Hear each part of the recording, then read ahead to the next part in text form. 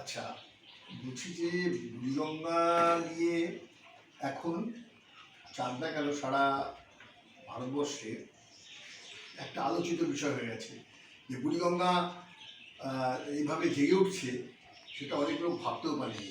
হ্যাঁ, আসলে না ভাবার অনেক কারণও ছিল, যে এটা জঙ্গল ছিল, এটা মাঠ ছিল, বিভিন্ন রকম অবস্ট্রাকশন ছিল, ক্লাব ঘর ছিল, পায়খানা বাথরুম ছিল, ঠাকুর ঘর ছিল, রান্নাঘর ছিল। সেগুলোকে সেসব এনক্রোচমেন্ট তুলে ইভিন নদীর বেডে পাট চাষও ছিল লাস্ট অফ অল। সেখানে মানে আমাদের যিনি এখনকার সভাপতি অশোকবাবু গিয়ে ওই কৃষকদেরকে বুঝিয়ে এই বুড়িগঙ্গা সংস্কার করছে।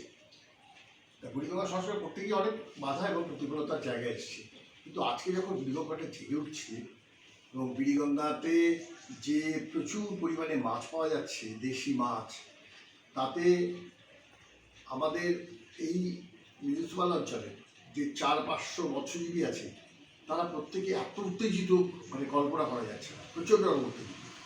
কিন্তু চাষিদের মনে একটা ভয় আছে যে আমাদের পাট পচাতে দেবে তো।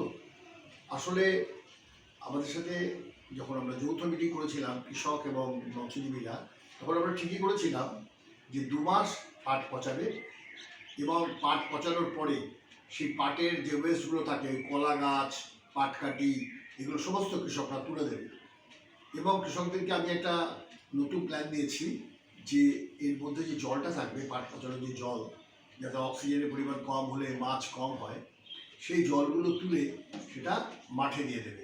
মাঠে দিলে পরে কী হবে, পাম্প করে মাঠে দিয়ে দিলে মাঠে সারও হবে, নতুন মাটি পাচ্ছে ওরা এই বুড়িগঙ্গা সংস্কারের ফলে। এবং যখন এই জলটাও দেবে, তখন মানে পরের বার যে শীতের যে সবজি হবে, সেটা একটা অনবদ্য সুন্দর চাষ হবে। সেটা কৃষকরাও বুঝতে পারছে, আমি তো বুঝতে পারছি এই ব্যাপারটা নিয়ে। আর যেটা লাভ হবে সেটা হচ্ছে যে আজকে কিন্তু চারটা মানুষ খুব একটা মাথায় নিচ্ছে না, কেউ উপলব্ধির মধ্যে দিচ্ছে না, যারা একটু বুদ্ধিজীবী বা চিন্তাশীল ব্যক্তিত্ব, আমি জানি না। আজকে যে একটা ওয়াটার কনজারভেশন, সারা পৃথিবীতে জল সংরক্ষণের একটা বিরাট কথা বলা হচ্ছে। এই জল সংরক্ষণের জন্য সবাই, সারা রাষ্ট্রনায়ক থেকে শুরু করে বিজ্ঞানীরা থেকে শুরু করে প্রত্যেকে চাইছেন যে জল সংরক্ষণ হোক। এই জল সংরক্ষণের জন্য চাঁদনার জলস্তর যে 9 মিটার নেমে গেছে, সেই জলস্তরটা 1 বছর পর অনেকটা ফিরে আসবে। এটা আমি একদম আশাবাদী না, এটা আমি মানে বলতেই পারি, কারণ এই জলটা এখানে থাকবে। এরপরে সোয়ারেজের যে জল, যে 15 MLD যে জল রোজ বুড়িগঙ্গাতে পড়বে, আমরা তো প্রথমে আগে থেকেই বলে রেখেছি যে কেএমডিএকেও বলেছি যে আপনারা কিন্তু এই জল অত্যন্ত ভালো করে পরিশোধিত করে ছাড়বেন।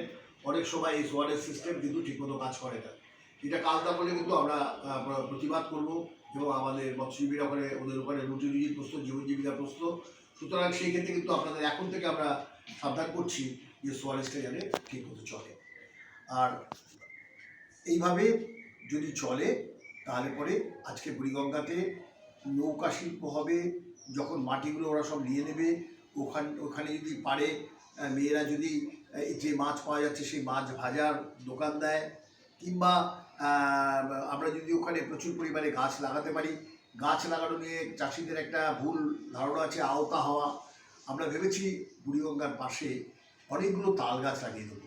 তাল গাছ হচ্ছে লাইটিং অ্যারেস্টার, মানে বজ্র নিরোধক গাছ। সুতরাং এই তাল গাছ যদি মানে লাগানো হয়, তাহলে পরে যারা মাছ ধরবে কিংবা যেসব কৃষক, তারা এই বজ্র আহত হবে না এবং চাকদার জীববৈচিত্র্যগুলো আবার ফিরে পাবে। আর আমরা কোনো রকম পাড় বাঁধানো কিংবা নদীর পাড় এর বিপক্ষে। যদি নদীর পাড় বাঁধাতে হয় তাহলে বাঁশ দিয়ে বাঁধাতে হবে কিংবা কোনো কিছু করতে হবে। কোনো কংক্রিট কোনো কাজ ওখানে করা যাবে না।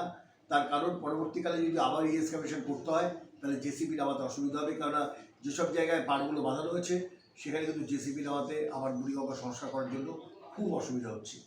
তাই আমাদের যারা চাকদাবাসী সহ নদিয়াবাসী এবং পশ্চিমবাংলাবাসী ও ভারতবাসী, সবাইকে আমার অনুরোধ, আপনারা বুড়িগঙ্গায় আসুন, বুড়িগঙ্গাটাকে ভালো করে দেখুন এবং বুড়িগঙ্গাতে আরও কি পজিটিভ কিছু করা যায় যেটা আমাদের মাথাতে নেই, সেগুলো বলুন।